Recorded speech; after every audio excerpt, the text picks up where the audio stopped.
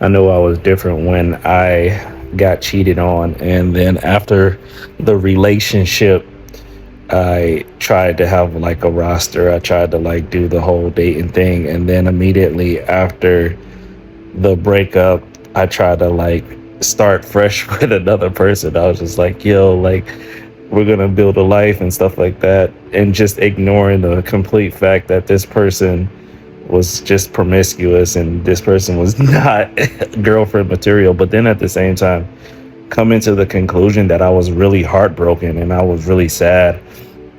And I literally had to walk and talk myself through the breakup. And, initially it's funny because initially I know the disrespect, I know like, oh, this is wrong. And I like separate myself from the person that I was in the relationship with. And then it's like a second phase of like, now I have to go through this process of like feeling hurt and sad and broken because you were supposed to build your life with this person and now that's not happening, and now you're having to like rethink of like how this person wasn't really who they were.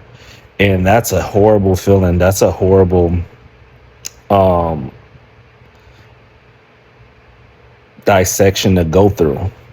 And so I knew I was different because I could never just move on fast. Like I noticed with my exes, they can move on. I'm talking about next dude, next dude, next dude. They be dating like three, four dudes, and I'm like, I'm still brokenhearted, trying to pick up my pieces to my life.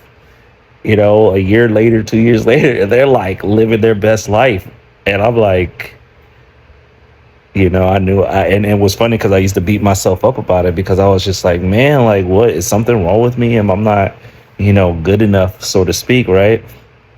Not realizing that it's just like, no, like you're God's chosen. Like you're not meant to move like the world. That wasn't okay. What happened to you? Someone took advantage of your trust and your love. And you're not supposed to just be like, okay, everything's good, move forward. Like, I wish I would have went to God more instead of taking things in my own hands.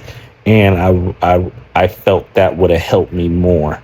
I think a lot of people need to hear that type of advice. Like, you going and doing your own thing, getting drunk, that just makes the things worse. Like, you going and have a roster and going to the clubs and do it. No, that don't do nothing. I wish I was smart enough to sit at home with some ice cream and prayer and a good movie, and that would have been way better than what I did.